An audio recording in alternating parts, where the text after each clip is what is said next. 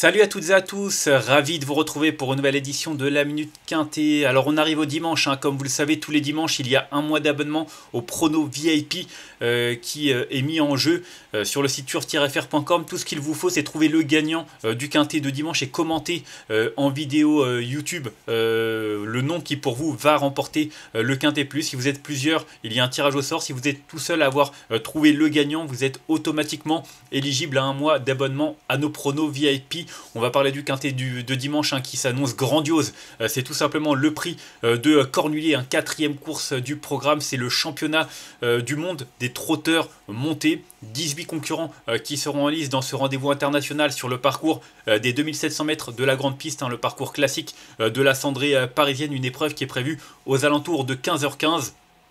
Alors on a fait le plein de partants, il y a vraiment un sacré plateau et j'ai retenu en tête le numéro 5, Gazelle de Val, qui est impressionnante, tout simplement. Depuis qu'elle a été orientée dans cette spécialité, elle est invaincue. Elle a remporté 7 courses sous la selle en autant de tentatives. La dernière en date, c'était il y a, je crois, 2 semaines, face justement à certaines de ses rivales. C'était la dernière course préparatoire. C'était le 5 janvier, voilà, c'était il y a tout simplement 14 jours en tout cas. On ne sait pas où elle va s'arrêter, elle est déférée des 4 pieds, elle est capable de tout faire, elle est tout simplement, ses limites sont inconnues, donc voilà, moi j'y crois, je pense vraiment qu'elle est capable de mettre tout le monde d'accord, même si voilà, il faudra quand même sortir le grand jeu, parce qu'à mon avis, la plupart de ses adversaires ont été affûtés avec soin pour ce rendez-vous, pour lequel tout le monde va chercher à gagner, tout simplement. En deuxième position, j'ai retenu le numéro 17, Idéal Duchesne, qui a été préparé avec soin par Julien Lemaire, un homme qui est très habile. Dernièrement, dans la dernière course préparatoire, elle n'était pas déférée, c'était juste une course pour entretenir sa condition. Là, on a mis les petits plats dans les grands. Elle a remporté auparavant 2 courses préparatoires à ce prix de Cornulier. Alors, elle n'a jamais réussi à s'y imposer 2 courses dans le Cornulier pour 2 troisième places. Voilà, elle cherche la consécration. Elle est dans l'élite de sa génération depuis son plus jeune âge. Et franchement, si elle venait à s'imposer, ce serait également mérité. Mais voilà, ce ne sera pas une mince affaire pour elle non plus. Ensuite, j'ai retenu en 3e position le numéro 13, Inadurible, présenté par Joël Allais, un premier atout de Joël Allais. Elle a été préparée avec soin. Franchement, j'ai regardé toutes ses courses, la dernière est très bonne.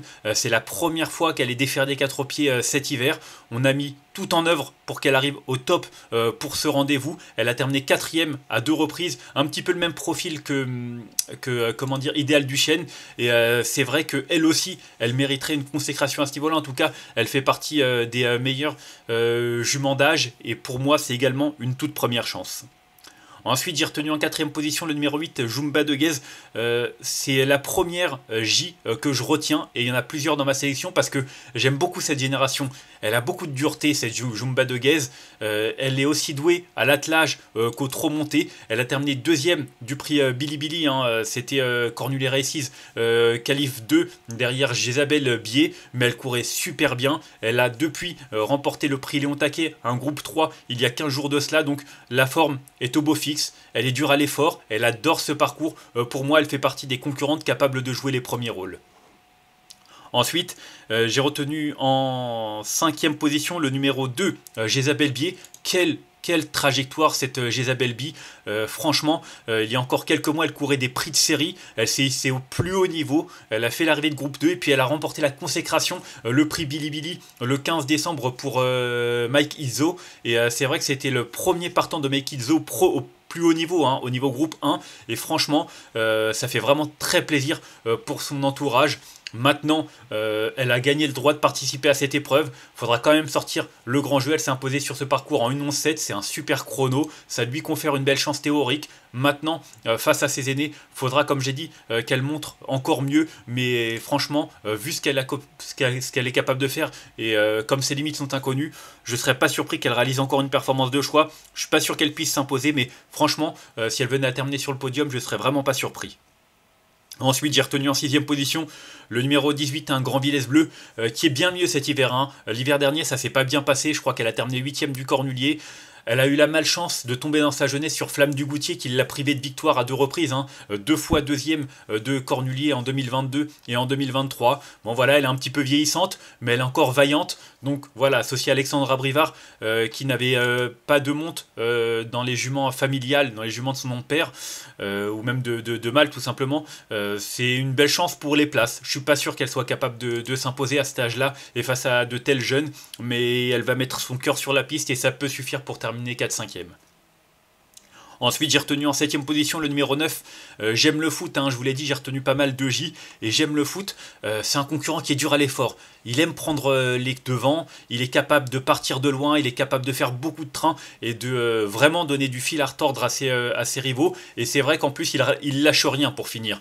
Donc voilà, un objectif pour son entourage, déférer des 4 pieds. Je pense que il est barré, il va faire sa course, il conservera une place, ça va dépendre un petit peu de ses adversaires, mais lui, il va rien lâcher jusqu'au bout et ça peut suffire pour être 4-5e un petit peu comme pour d'autres concurrents. Mais la course est très ouverte. Et ensuite, j'ai retenu en 8ème position le numéro 14, Jean Balthazar. On le connaît bien, Jean Balthazar, il fait partie des meilleurs de sa génération. Lui aussi m'a l'air un petit peu barré à ce niveau-là. Il répond toujours présent, il est courageux. Mais voilà, pour moi, il y a mieux pour la victoire et même pour les premières places. Mais lui aussi, un petit peu comme pour J'aime le foot, il va faire sa course. Si ça suffit, il sera 4-5e. Mais il faudrait vraiment qu'il y ait des défaillances pour qu'il obtienne mieux. Parce qu'à mon sens, il y a vraiment des concurrents qui lui sont supérieurs en valeur pure.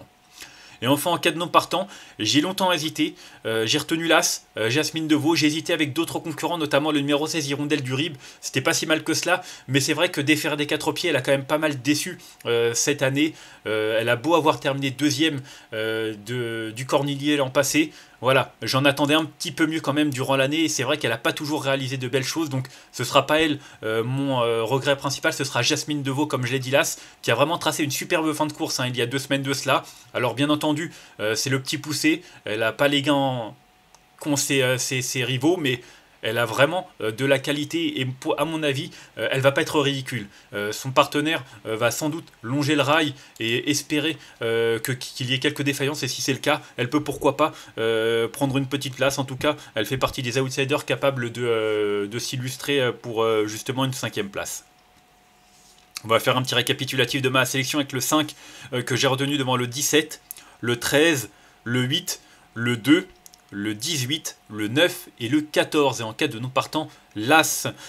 Vous l'avez compris, c'est ouvert, mais on a vraiment des points d'appui. Le 5 Gazelle de Val, elle est tellement impressionnante. Je serais vraiment très déçu qu'elle ne soit pas dans les 3 premiers, parce qu'elle a vraiment montré de la qualité. Elle est invaincue. Elle doit gagner vu ce qu'elle a montré, mais comme je l'ai dit, il y a de l'opposition et des rivaux et des rivales qui vont certainement pas s'en laisser compter. Le numéro 17, Idéal Duchesne par exemple, qui est habitué à ce genre de rendez-vous, qui a été préparé avec soin. Pour moi, c'est également une toute première chance, tout comme le 13, Ina Durib, qui arrive au top pour cet engagement et qui va certainement vendre chèrement sa peau. Donc voilà, 5, 17 et 13, mes 3 préférés. J'aime beaucoup le 8, que j'ai retenu 4e. Je vous l'ai dit, ça va vraiment être une belle bataille. En tout cas, on s'attend à un spectacle passionnant.